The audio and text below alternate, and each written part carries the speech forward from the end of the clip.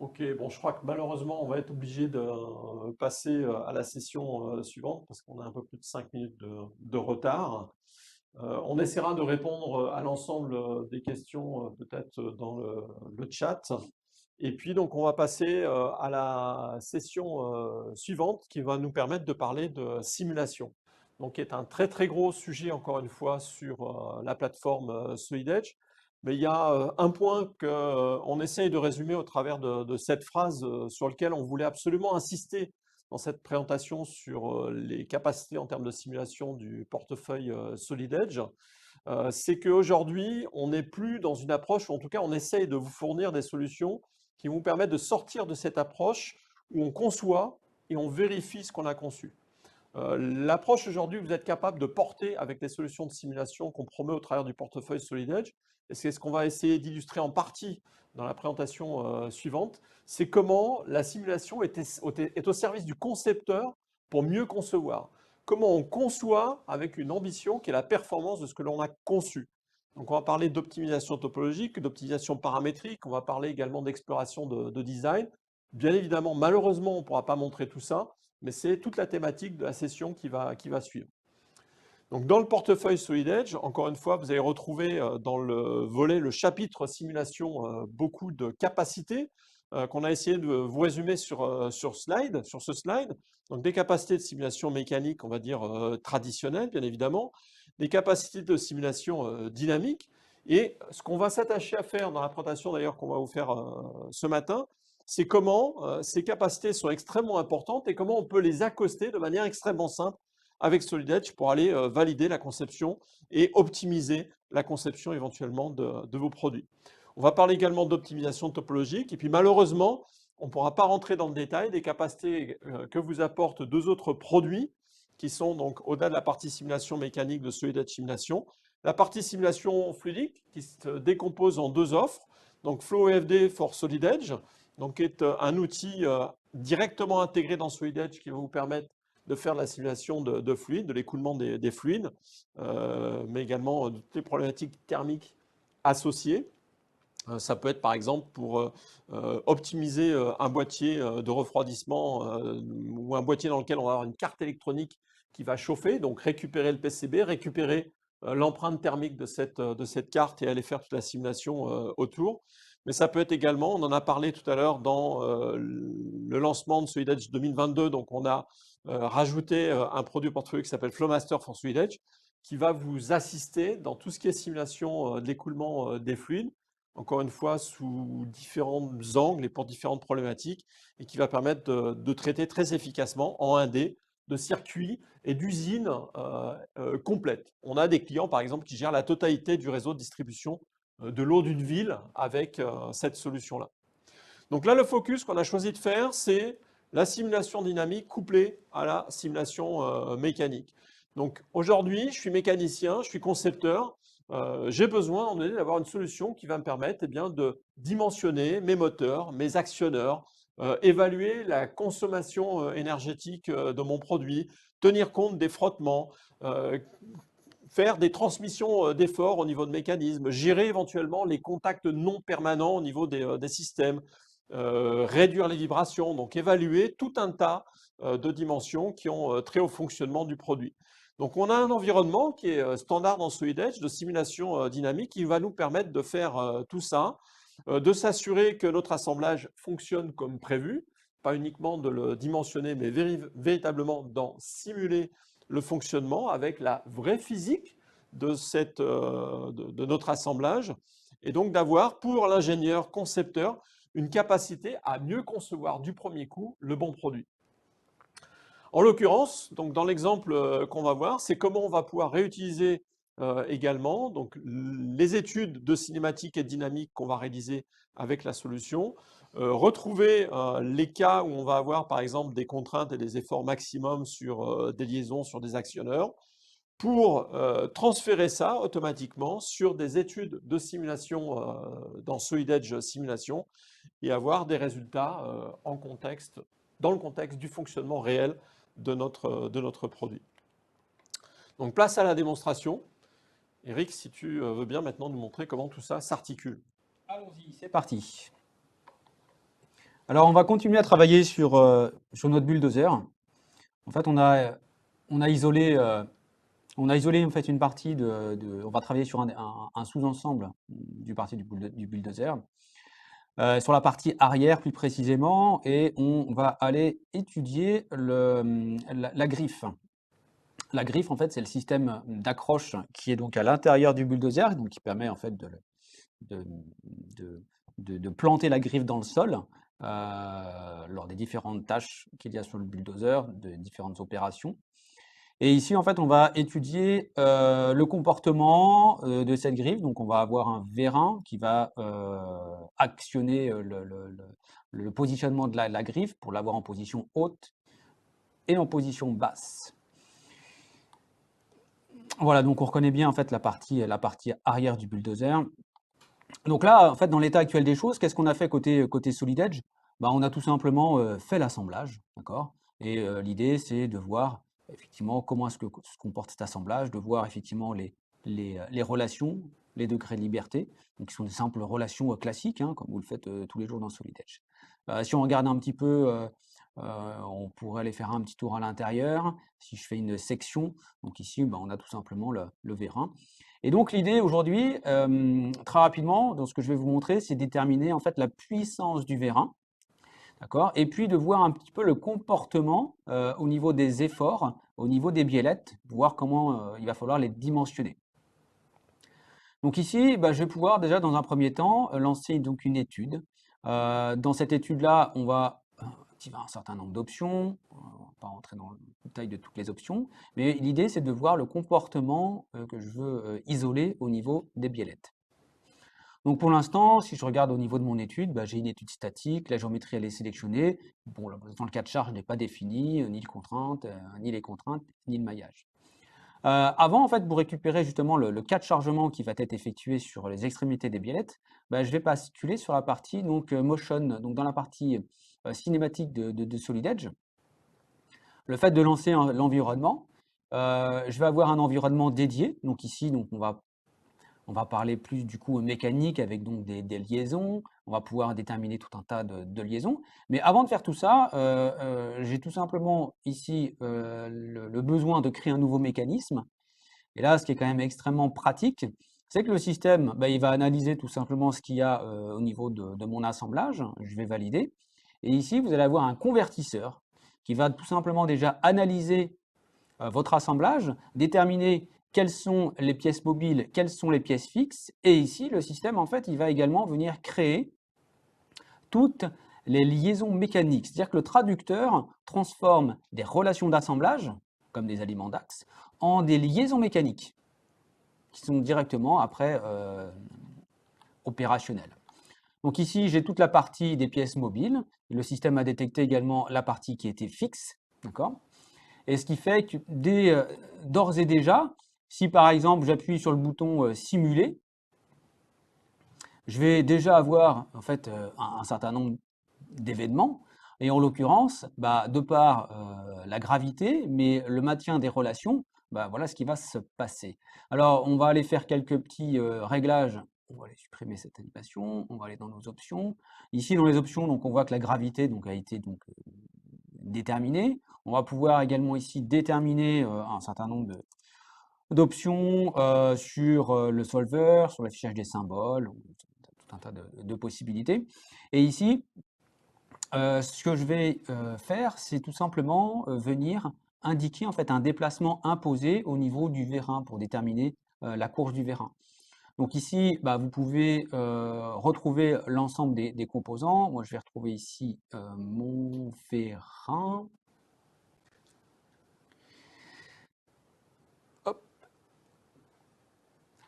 Et donc sur ce vérin, bah, je vais pouvoir ici aller dans les propriétés de la liaison, et dans cette propriété de liaison, bah, vous allez retrouver différents onglets pour pouvoir en fait piloter la cinématique, déterminer la partie frottement et également la partie cas de chargement.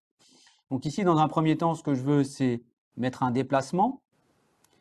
Au niveau de la fonction, donc j'aurai différentes options pour pouvoir faire un pas constant, un pas harmonique, spline, expression, et je vais pouvoir ici lui indiquer voilà, que je veux une translation avec un déplacement de 300. Donc ici, je pourrais lui demander après donc, la courbe du pas que je viens de lui indiquer. Et ici, on va du coup voir l'impact de cette modification, voir si on n'est pas trop mal. Donc là, on va voir la poussée.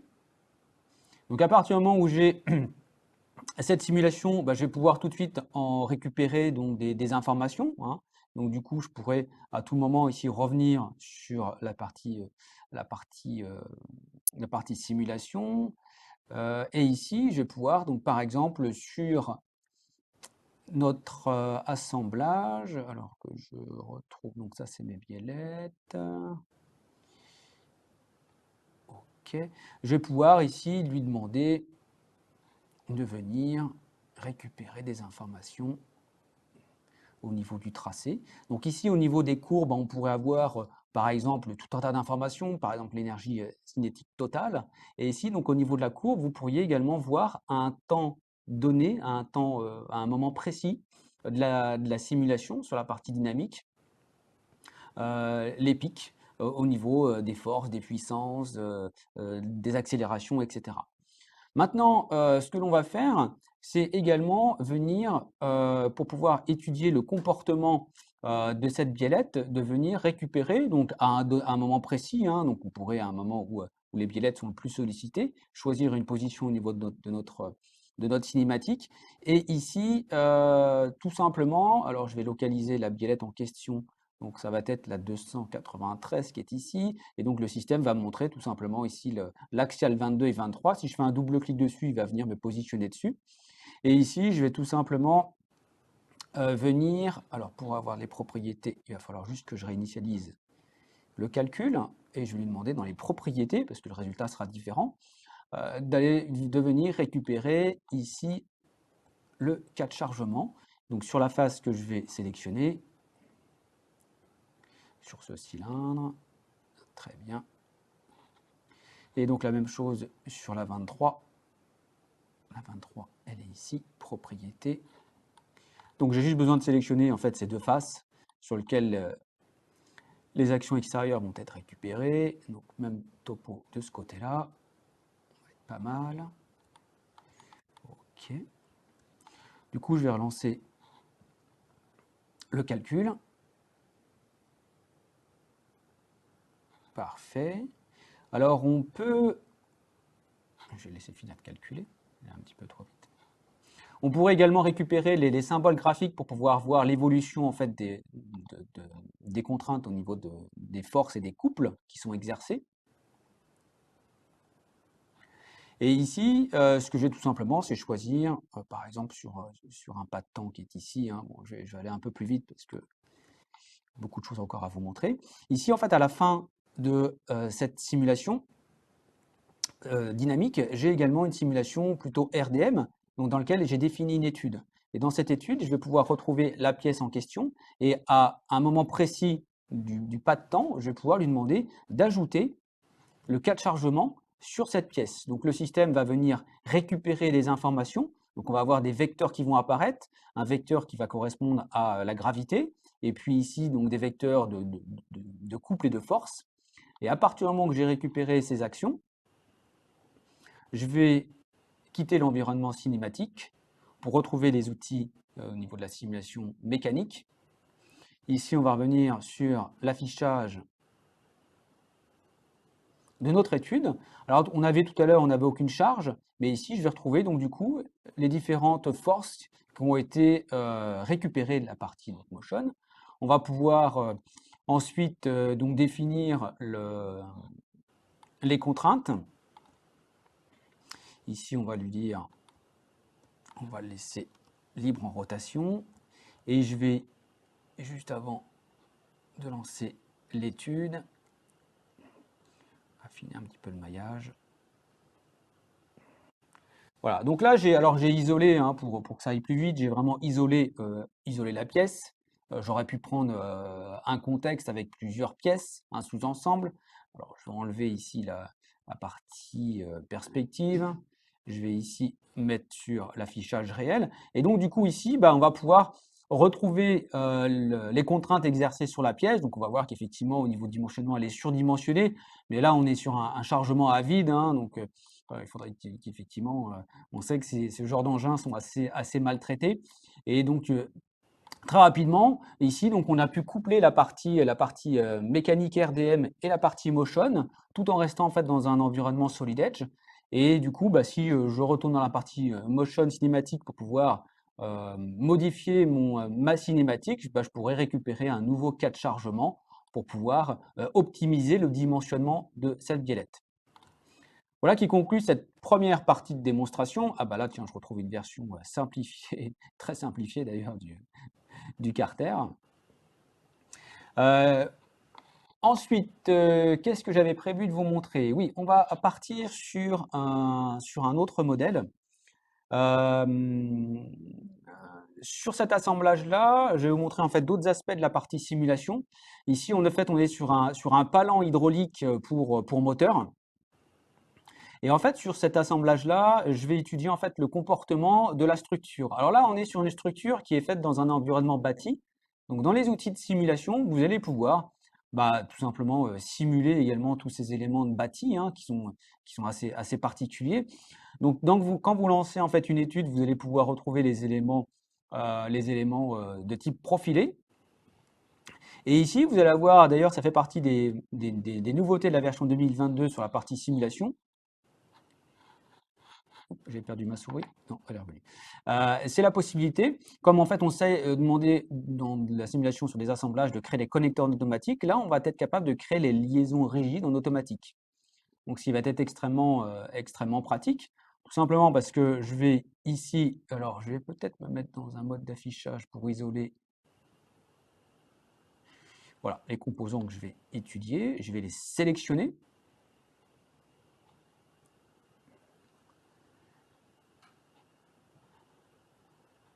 Je ne veux pas les sélectionner, alors hop, je vais tout sélectionner. OK. Voilà, donc on voit que tous les éléments poutres donc, sont bien reconnus. Et en bleu foncé, ici, vous allez avoir ce que l'on faisait manuellement avant, c'est donc toutes les connexions rigides.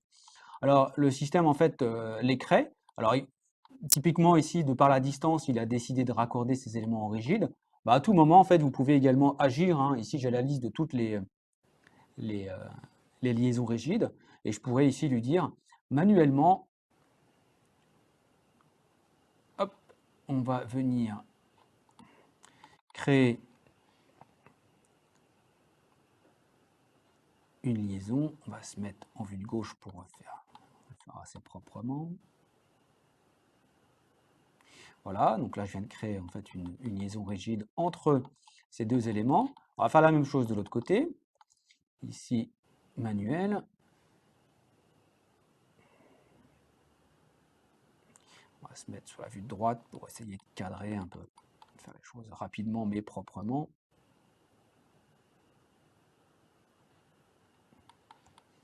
OK. Et puis une dernière chose, c'est qu'ici on a deux profilés hein, qui sont l'un dans l'autre. Donc je vais également créer donc ce lien rigide. Donc je vais ici sélectionner, on va se mettre à peu près ici, utiliser le Quick Pick.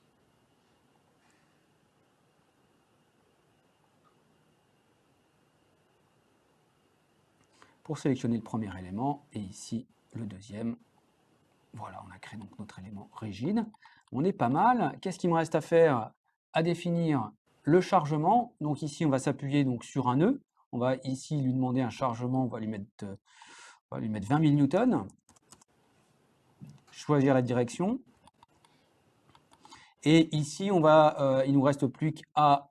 donc, le système fait toujours une présélection des fonctions auxquelles j'ai le droit. Je suis toujours pas résoudre, tout simplement parce que ici, dans mon étude, hein, j'ai aussi un petit camembert qui me dit que je n'ai pas forcément défini toutes les étapes. Donc, effectivement, il va falloir que je fixe au moins un élément. D'où, en l'occurrence, on va fixer ici les 4 roues à l'extrémité.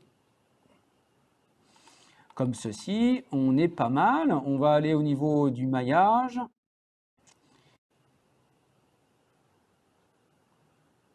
Et on va tout simplement lancer l'étude.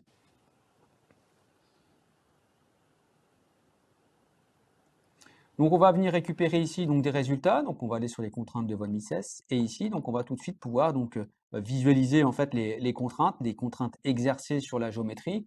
On pourrait aller voir tout de suite donc les zones maxi. Alors les zones maxi qui seraient probablement voilà ici donc à l'intérieur sur le plus petit profilé qui est ici. D'accord? Et donc l'idée et ces résultats sont assez intéressants parce que je pourrais également avec un outil sonde venir mesurer à un endroit ici des informations sur des nœuds et voir ici les contraintes maxi. Donc on a 130 mégapascales sur ces nœuds-là. Et peut-être du coup changer le dimensionnement des profilés. Donc on pourrait, vu qu'on est également, on est en permanence en fait dans cette partie Solid Edge, donc là, ce que l'on voit, c'est hop, la partie maillage qui est toujours présente, que l'on peut voir ou ne pas voir. Bah, je pourrais du coup, par rapport au résultat de cette première analyse, lui dire, OK, bah, on va peut-être dimensionner, réduire un peu, c'est un peu surdimensionné les profilés en 51 sur l'arrière. Donc, je vais tout simplement ici réduire cette taille de profilé. De la même manière, bah, je vais le faire vu qu'ils ont été faits dans deux fonctions séparées. La même chose de l'autre côté. Voulez-vous changer? Oui. Alors là, il m'a refait une petite liaison ici rigide que je ne voulais pas, c'est pas grave, on la supprime. Et donc du coup, on va pouvoir lancer donc une nouvelle itération. Donc pour voir l'impact de cette modification, donc on va probablement avoir des contraintes qui sont un peu plus importantes, mais donc on a pu effectivement alléger donc notre modèle. Si je reprends mon outil sonde ici, voilà, on est sur des contraintes maintenant qui sont toujours admissibles de 200 mégapascales. Et ce qui va me permettre donc d'aider à faire les bons choix dans la conception de notre palan. Autre partie sur cet assemblage-là, on va créer en fait une autre étude. Je vais revenir sur une autre configuration d'affichage sur lequel on va s'intéresser sur la partie accroche du moteur, avec ici ce petit centreur qui permet d'équilibrer en fait le positionnement du profilé. Et sur cette étude-là, ce que je vais faire, on va faire une étude, un autre type d'étude qui est possible dans la partie Solid Edge Simulation. C'est une étude avec non pas tétraèdre sur des maillages volumiques ni surfaciques, mais un mode hybride, mixte plutôt, avec des corps mixtes et puis des corps volumiques. Alors je pourrais ici avec les outils de géométrie de simulation venir créer les éléments qui m'intéressent, parce que là, pour l'instant, c'est des éléments qui sont volumiques. Donc, je vais lui demander en fait d'extraire, vu que c'est des pièces de tôle ici, il va être capable d'extraire automatiquement la fibre médiane au niveau de ses composants. Donc, elles vont être créées ici, donc j'ai des mis de surface. Et ici, pour les profiler, je vais tout simplement prendre une autre commande, copier, pour venir récupérer ce profilé, et puis le deuxième profilé en U là-bas derrière, comme ceci. Une fois qu'on a créé nos éléments, on va pouvoir également peut-être au niveau des éléments volumiques les masquer, hein, parce que là j'avais tout un tas de choses qui du coup ne sont plus nécessaires, donc je vais masquer les éléments. Je vais garder ici, ça sera l'élément qui sera maillé en volumique. Et puis ici on a le cordon que l'on va supprimer. Donc du coup dans mon étude, on y va, on lance, on veut que le système également crée automatiquement les connecteurs. Bah oui, effectivement, il va falloir déterminer les contacts entre chaque composant. Ici, en fait, pour toujours optimiser et aller encore plus vite, on va pouvoir déterminer le type de contact qui va être créé automatiquement. On va pouvoir déterminer le type d'étude, donc on a dit corps mix et généraux. On va lui sélectionner les éléments qui vont faire partie de l'étude. Ça.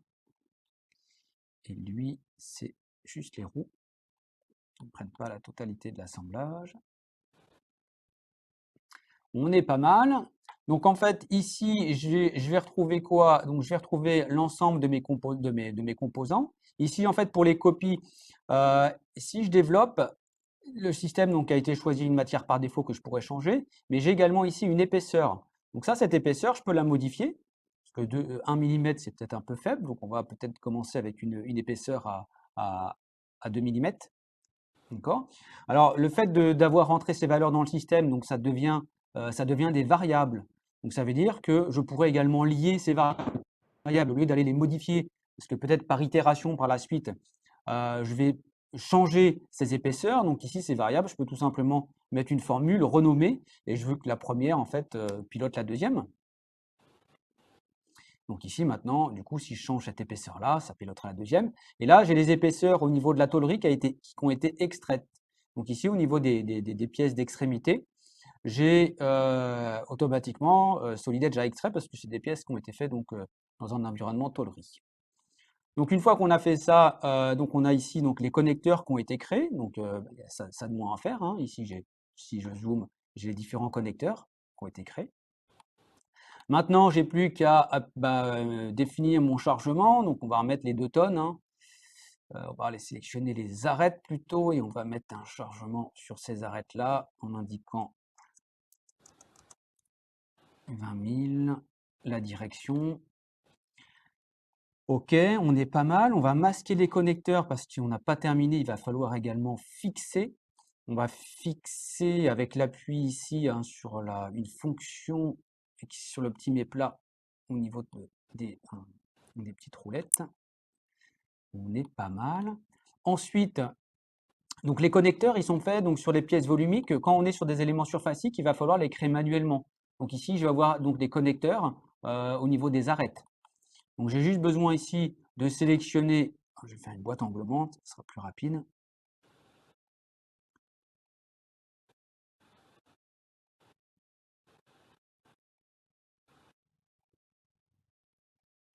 Alors, je vais reprendre mon connecteur, arrête.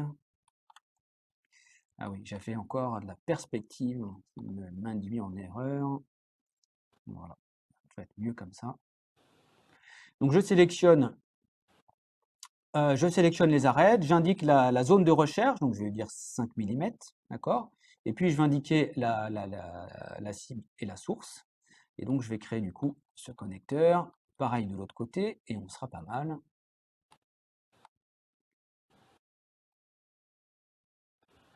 Désélectionne ces éléments. 5 mm. On sélectionne face d'arrivée. On a créé nos connecteurs rigides, on va les masquer. On va masquer également les différentes informations visuelles au niveau du cas de chargement. Et donc du coup, maintenant on est pas mal. On va pouvoir aller faire les réglages au niveau du maillage. On va lui demander d'avoir des tailles de nœuds identiques au niveau des différents composants. Et on peut du coup afficher également les composants en 3D. Hein. Il peut simuler l'affichage des mailles. Alors, je ne vais pas aller très très loin au niveau de la finesse, au niveau du maillage, tout simplement parce qu'après, on va lancer plusieurs études. On va aller faire une optimisation paramétrique. Donc déjà, en fait, si on regarde les premiers résultats, donc on a des contraintes qui sont assez importantes au niveau de la partie basse ici. Hein, bon, on s'y attendait un peu, hein, les contraintes maxi sont assez élevées, et tout simplement et probablement parce que 2 mm au niveau des profilés, c'est probablement un petit peu léger. Donc du coup, on pourrait également voir sur la partie déplacement, effectivement, ça fléchit quand même de pas loin de 9 mm sur l'extrémité. Donc ici, on peut voir également l'évolution des contraintes, l'évolution des déplacements. Donc tout ça, vous le récupérez rapidement. Vous pouvez sortir également des rapports. Et donc là, en fait, l'utilisateur, après, il a deux possibilités. La première possibilité, c'est éventuellement d'aller changer les paramètres. Donc ici, en fonction des résultats, je pourrais lui dire, on va quitter les résultats et on va aller au niveau, par exemple, de l'épaisseur et voir si je passe par exemple à 3 et si je relance mon étude, voir quel est l'impact et voir si effectivement j'ai déplacé les contraintes. Donc effectivement, j'ai dépassé un peu on était au-dessus de 1000, maintenant on est à 800. Si je vais au niveau du déplacement, effectivement, on était, bon là j'ai un facteur hein, qui me permet de voir la déformée, mais sinon la déformée réelle, c'est celle-ci. Donc là, au niveau du déplacement, on voit qu'également on a un impact. Alors là, après, j'ai deux possibilités. Soit je continue à faire des itérations et puis ça va prendre le temps nécessaire pour pouvoir lancer un certain nombre de calculs. Ou sinon, vous avez la possibilité de lancer une nouvelle étude. Et dans cette étude, je vais ici lancer donc une étude d'optimisation. Et ce que je vais faire, je vais agir en fait sur deux variables au niveau de cet ensemble-là, à savoir l'épaisseur et puis la largeur du profilé. Et donc dans cette étude d'optimisation, bah, je vais juste définir mon objectif. Mon objectif ici, c'est sur la translation totale, c'est de cibler sur quelque chose qui serait acceptable de l'ordre d'1 millimètre au niveau du fléchissement. Ensuite, ce que je voudrais également déterminer, c'est une limite de modélisation. Dans la limite de modélisation, je voudrais respecter une contrainte. Donc là, on est à 800, bah, nous, on va baisser considérablement cette contrainte parce qu'on veut qu'il ne dépasse pas les 250 mégapascales. Ensuite, ici, il va me demander quoi dans cet assistant? Bah, sur quelle variable est-ce que l'on peut agir? Les variables soit connexes des pièces ou les variables d'assemblage. Du coup, je vais lui dire, moi, je veux pouvoir agir d'un point de vue variable sur l'épaisseur. Donc, on va en prendre qu'une seule, vu qu'elles sont liées, hein, les deux maintenant. Et puis, on va prendre ici, on a la largeur du profil. On va sélectionner ces deux-là et ici, les ajouter. Donc, du coup, je vais pouvoir définir également les plages. Donc, qu'est-ce que l'on autorise? Donc, un mini, on va lui demander au niveau du profilé d'aller de 400 à 1000. Et le système donc, va étudier en fait toutes les possibilités dans cette plage d'exercice. Et ici, sur l'épaisseur, on ne va pas redescendre en dessous de 3, hein, mais on va aller de 3 par exemple à 6. Donc une fois que vous avez fait ça, vous allez pouvoir déterminer le nombre d'itérations. Alors normalement, par défaut, c'est 20 itérations. Bon, moi je vais le limiter à 6. Hein. Et puis je vais quand même le lancer. C'est pour ça que je n'ai pas été non plus trop fin au niveau du maillage, j'ai vraiment été au strict minimum, c'était parce que je voulais également le lancer en live et pas forcément vous charger, comme on le fait des fois, des résultats qui sont déjà précalculés. Et là, ce qui est intéressant, c'est qu'en fait, on le voit déjà faire changer la géométrie. Et en général, en fait, ce qu'il fait, c'est qu'il va étudier un peu les extrêmes, et après, plus il a un nombre d'itérations importantes, plus il va pouvoir affiner. Mais souvent, en fait, il va tout de suite sur les extrêmes, au niveau des limites, pour pouvoir essayer, dans le nombre d'itérations qu'on lui a donné, de trouver une géométrie qui répond en fait à nos attentes. Donc le système en fait m'explique qu'il a convergé. Donc on va pouvoir ici afficher les rapports. Et vous allez avoir automatiquement un rapport sous Excel qui va être proposé. On va réduire un peu ici la géométrie. Et donc ici, on va retrouver donc toutes les conditions, d'accord, avec les conditions, les objectifs, les variables, et puis ici, donc les résultats au niveau de l'optimisation. Donc ici, on a les différents cas, le cas 1, le 2, le 3, le 4, le 5, le 6. Et ici, donc on a les résultats sur la translation totale, sur les variables, et ici sur les contraintes. Donc on voit en rouge, on n'est pas bon, et en fait, on voit sur l'itération 4 et sur l'itération 5, que l'on a effectivement des géométries qui correspondent à notre cas de chargement. Donc bien sûr, là, il est dans les extrêmes, hein, mais si j'avais mis un peu plus d'itérations, donc il aurait été affiné et donc il m'aurait donné beaucoup plus de résultats.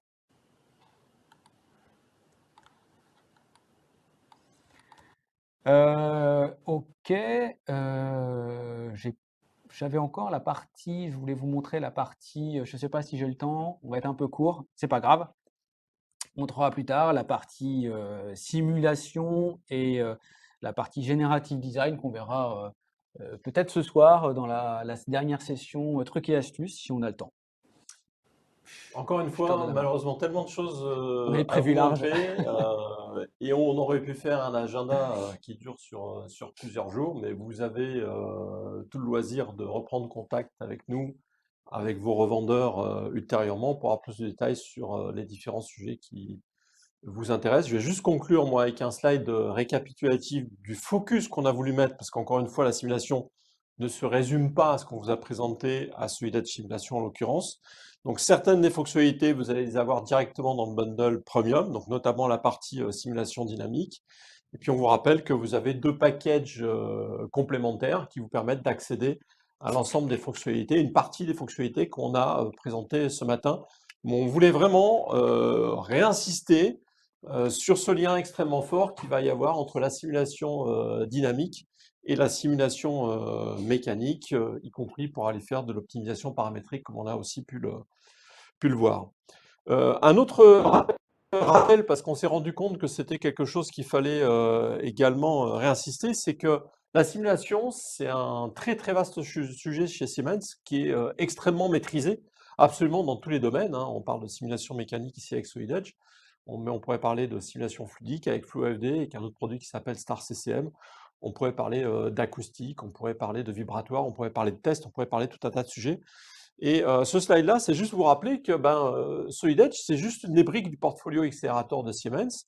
Et vous allez trouver aujourd'hui tout ce qui est multiphysique avancé au travers du portfolio SimCenter 3D de Siemens, ou de Star CCM ou de HITS, des capacités parfaitement complémentaires à SolidEdge, dont on vous rappelle que SimCenter 3D peut être bien évidemment complètement associatif à SolidEdge, dans le sens où c'est juste la plateforme NX, encore une fois, qui est mise en œuvre derrière.